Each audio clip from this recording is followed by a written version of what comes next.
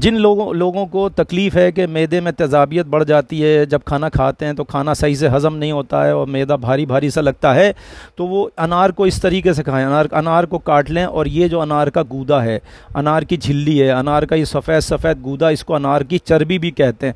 इस सफ़ेद सफ़ेद झिल्ली के साथ, इस अनार के गूदे के साथ अगर आप अनार खाएंगे, इस अनार के गूदे के साथ अगर अनार खाएंगे, गुठली समेत खाएंगे, पूरा अनार खाना है आपने। सुबह नाश्ते के 1 घंटे के बाद खा सकते हैं या दोपहर में किसी टाइम खा सकते हैं, तो आप देखेंगे कि आपको मैदे में जो तेज़ाबियत बनती है वो दूर हो जाएगी। दुनिया की बड़ी से बड़ी दवा अल्लाह की इस बनाई हुई दवा का मुकाबला नहीं कर सकती। ये जो गूदा है और ये जो अनार के दाने गुठली समेत, झिल्ली समेत खाने हैं, मैदे की तेज़ाबियत की बेहतरीन दवा हैं। आपके मैदे में वो रतूबतें पैदा होंगी जो खाने को जल्दी से हज़म करेंगी और तेज़ाबियत दूर हो जाएगी, सीने की जलन दूर हो जाएगी। दिल के मरीज़ को बहुत ज़्यादा अफाका होता है, इससे पल्पिटेशन नहीं होती, इख्तिलाज क़ल्ब नहीं होता। और इसके अलावा मैं आपको एक और बात बताऊं, अगर अनार को इस तरीके से खाया जाए तो पुरानी से पुरानी खांसी दूर हो जाती है। अनार शीरी होना चाहिए, मीठा अनार होना चाहिए। जिनकी आवाज़ बैठ जाती है वो अगर अनार इस तरीके से खाएंगे, बैठी हुई आवाज़ ठीक हो जाती है। जो नात पढ़ते हैं या मनक़बत पढ़ते हैं वो खाएँ अनार इस तरीके से, उनकी आवाज़ बहुत ज़्यादा अच्छी हो जाएगी। अगर किसी की ज़बान पर छाले निकलते हैं वो अनार को इस तरीके से खाएँ, झिल्ली समेत, गूदे समेत। ये जो गूदा है इसको अनार की चर्बी भी कहते हैं। उनके ज़बान के छाले, मुँह के छाले दूर हो जाएंगे। अगर कोई सोचता है कि उसके जिल्द पर दाने निकलते हैं, छोटे छोटे ख़ारिश पैदा होती है, वो अनार को इस तरीके से खाएं जिस तरीके से मैंने बताया है, तो उनका खून साफ़ हो जाएगा और उनके जिल्द पे से ख़ारिश ख़त्म हो जाएगी। जो लोग एलर्जी की टैबलेट खाते हैं, एंटी एलर्जी, वो अगर इस तरीके से खाएंगे उनकी एंटी एलर्जी खाने की टैबलेट खाने की ज़रूरत पेश नहीं आएगी। बेहतरीन दवा है एलर्जी की भी।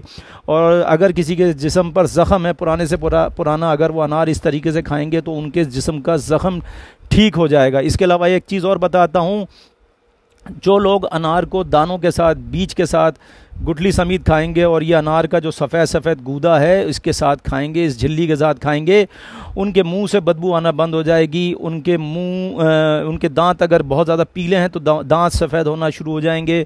और इमाम जाफ़र सादिक़ अलैहिस्सलाम ने फरमाया, अगर अनार को इस तरीके से कोई खाए, गुठली समेत, बीज समेत और अनार के इस गूदे के साथ अगर कोई खाएगा तो उसको रात को हार्ट अटैक यानी कि दिल का दौरा नहीं पड़ेगा।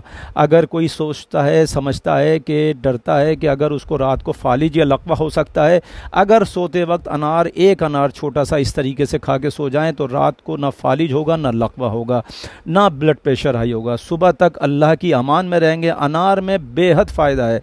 हर अनार के अंदर एक दाना जन्नत का होता है और वो जो जन्नत का दाना वो इंसान के मैदे में जाता है, हर बीमारी से अमान देता है, शिफा अता करता है। बहुत सारे इसके फ़ायदे हैं। अनार को खाइए। अगर किसी के जिगर में ख़राबी है, जिगर में गर्मी है, तो अनार जिगर की हर किस्म की बीमारी को दूर करता है। अगर पीलिया के मरीज़, जॉइंटिस के मरीज़ अगर अनार को खाएंगे उनका जॉइंटिस ठीक हो जाएगा। हेपेटाइटिस बी, हेपेटाइटिस सी के मरीज़ भी खाएंगे, उनको भी फ़ायदा होगा। इसके अलावा अगर मैदे में किसी के दर्द होता है, तकलीफ़ होता है, तो वो तकलीफ़ दूर हो जाती है अनार के खाने से। अनार के बेपनाह फ़ायदे हैं। इमाम जाफ़र सादिक़ अलैहिस्सलाम का कौल है कि अनार में सिवाय फ़ायदों के कुछ नहीं है, अनार में फ़ायदे ही फ़ायदे हैं। अनार को खाइए और मुझको दुआओं में याद रखिए। वस्सलाम, खुदा हाफ़िज़।